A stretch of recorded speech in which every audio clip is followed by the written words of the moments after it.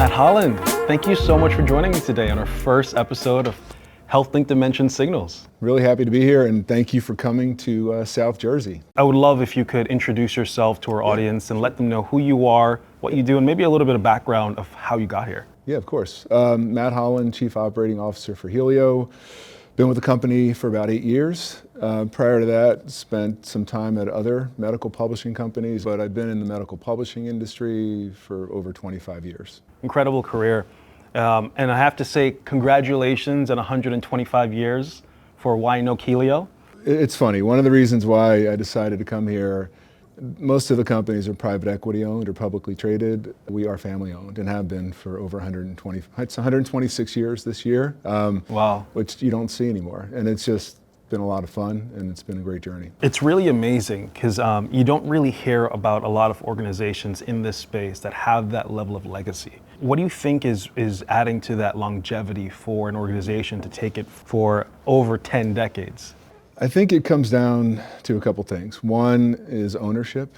When you've got an owner that is committed, and the focus is not on maybe the next acquisition or going public or selling the company, that's critical, because then you can make really smart long-term business decisions. Second is the mission, right? The company has always been what it is, and that is a company that's focused on educating healthcare providers. And we've never done consumer, we've not really done patient, we've evolved, but at the end of the day, we've kind of stuck to that mission, and we've done it, I think, pretty well for a long time.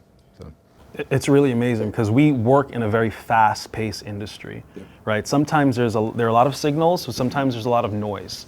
What does it really mean to deliver value and valuable information and insights to physicians today? I thought a lot about this, and I think what's changed is this idea going back, and again, it's been 25 years worth of learning, that you can't take a one-size-fits-all approach, right? In the old days, when everything was words on a page, you treated every single user or reader of a journal or a publication the same way. Now, it's about personalization, it's about microlearning, it's about understanding that their content consumption is going to be based on years in practice, demographics of their patient population. Are they group, are they solo, are they rural? I mean, so having a way better understanding of who your users are allows you to deliver much more valuable information. You couldn't do that 10 or 15 years ago. Now you can, and you have to, in order to kind of fill that void. Congratulations on your launch, by the way. Yeah. Tell me a little bit about how you're using AI today. How we're using it today, you got to tell a little bit of a story that goes back a couple of years. So Helio, as a publisher, we are always a great news provider, right? We are journalists by trade. We've got 60 or 70 writers that all they do is produce content every day. We evolved into offering continuing medical education, so we've got that channel. But then over the last couple of years, we started listening more closely to our users and what they were looking for. So we launched Clinical Guidance, which is a point-of-care reference channel. We launched Helio Community, which is a closed, gated community only for MPI-verified physicians, HCPs, and then AI, right? So what we think is unique about what we've built, and Helio AI launched in November, so it's about 2 months old, is not only is it built off of external sources, PubMed, clinicaltrials.gov, and others, we built it using 50 to 60,000 pieces of our own content that you can't find anywhere else. Wow. So, there's that sort of knowledge cutoff with AI where our journalists are covering ASCO or another meeting. That's going to show up in our model the next day, not in 3 months or 6 months. So we think there's a uniqueness to what we're trying to do. And in addition to that, there's the decades of trust and credibility and the relationship we've built with our users. So we're excited. We think there's a lot of room in the AI world right now. I don't think it's going to be settled for a little while. So we're pretty happy about where we are. So you've seen many transitions over your 25-year career.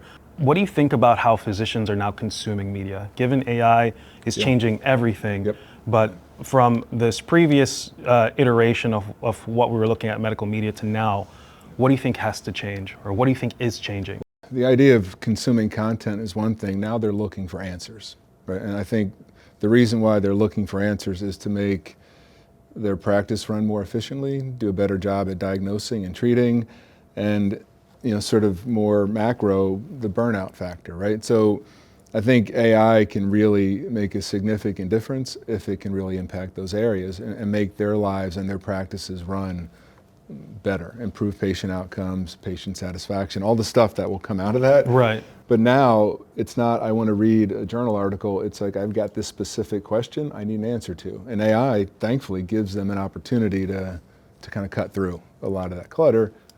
But on the back end, it affects those publishers that have not tried to meet that moment, right? Which we've tried to do. That's a good point, because I see AI especially, it's a big buzzword right now. Everyone's trying to figure out how AI fits in their organization. And sometimes I see it as an add-on to the core product that the organization is using versus it enhancing the core product, right? So given that, what do you think about how an established organization has to reinvent themselves as it relates to AI, not being an add-on, but really solving their problems at the core or powering their organization at the core? That's a great question, and something we're trying to figure out, because at the end of the day, I mean, you could make the argument that Helio AI in a year or 2 years is really the brand, right? That's what, and everything else we do supports that, because we're asking physicians to look at us as not as a content provider, but as a tools provider. So we want them to use Helio AI 3, 4, 5 times a day within their workflow. That's not happening now because that's not who we are. So yeah, we've got to evolve, and we've got to sort of alter the perception of clinicians and how they think of us and how they use us from what they do now to what we want them to do going forward. So there are lots of benefits, but also many risks. Yeah, I think that's a good way to describe it, because I think it's not only the risks or the underlying sort of the build that goes into the tool, it's making sure physicians and HCPs know how to use it, right? We're actually, ironically enough, doing a webinar today with our chief clinical officer on how to write a good prompt, right? How to explain to a physician on how to actually use AI so it's helpful, not taking you down a rabbit hole. Right. So yeah, I think there's clearly educational gaps on the HCP side, but then I think on the tool side, yes, I think refinement continues to need to take place. How do you think the industry should reduce the risks that AI could impose? I think it starts with, in my opinion, trust, credibility, and most importantly, transparency, right? We find, for better or worse, there are a lot of physicians that are using ChatGPT, right? That worries me a little bit. I mean, when you think about Helio AI is essentially a closed tool, right? We're not pulling information from the open internet. So right. I think it's, first and foremost, you've got to understand where your sources are coming from and making sure that you realize what may be feeding the answer or the response. So I think that's where the transparency around references and resources and sort of sources of the content are, to me, the most important thing that HCPs and physicians need to know when using AI. Right, the quality of the data is always going to be important. Yeah, because we talk a lot about what role do we play with an AI tool on liability and privacy and HIPAA compliance. I mean, a lot of things we a year ago never thought about. Right. It's way different than you're publishing content on a website or in a journal. You're now at the point of care in a more meaningful way. That changes our business entirely. Very important stuff, very important work. Yeah. Let's talk about our industry a little bit. There's constantly a lot of consolidation that's happening. And I think when you see consolidation in this space, I think something that you have to think about is how important is choice, right? And how important is choice when it comes to providing the highest quality information for the consumer? I don't think it's a good thing. I think consolidation leads to less choice. Less choice to me then leads to cost and expense implications, but also I think it leads to less innovation. I mean, joke about the 25 years or so. I mean, I've seen a lot of companies go out of business, right? Or a lot of companies that were acquired that don't really exist in the sense of what they once were. So I think the problem you have in a lot of cases is with outside investment, it becomes less about the business and more about a financial transaction. And that's why I think what we're trying to do here is pretty special, where we don't have to worry about the sort of external. we have a lot of external pressures. We don't have to worry about the investment part of it. And I think investment in this market leads people to make short-term, in some cases, bad decisions. Yeah. Well said. You know, it's great to speak with someone who has seen the industry at their highs and at their lows, multiple different iterations.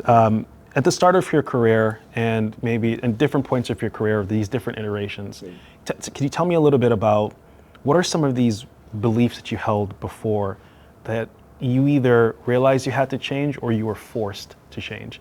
So I look at it maybe two ways. One sort of personal and then sort of one more professional in the sense of the company or the organization you're with. So I'll start with the second one first. I always thought growth came through acquisition, right? Sort of this idea that you had to buy to get scale and get larger. What I think we've shown here is I think growth can come with the right ownership, the right philosophy, and just really good people who are sort of going in that one direction. So that has been an evolution for me personally, where it's like, well, we got to go buy something. No, you don't have to buy it. You can build it. Right. And you can do it the right way and the responsible way. Personally, what's attracted me now and kept me in healthcare for so long, it's interesting, right? It's significant, it's meaningful, and then you layer in now the technology part. It forces you to evolve and think and to try to get smarter, because if you don't, I think to your sort of the question, then you're not going to be in a good spot. Right. So I think there's just an intellectual piece to this industry that you don't really find in other places. And it's an industry where you can have meaningful impact if you're doing the right kind of work. So that was beautiful. That's beautiful. So, Matt Holland, thank you so much. It was great having this chat with you. No, I appreciate it. Let's do this some more. I will come back next year. Hopefully it won't be 10 degrees in South Jersey. Let's go to Hawaii for your conference. Yeah. All right. Thank you so much. Thank you, Matt. Thank you.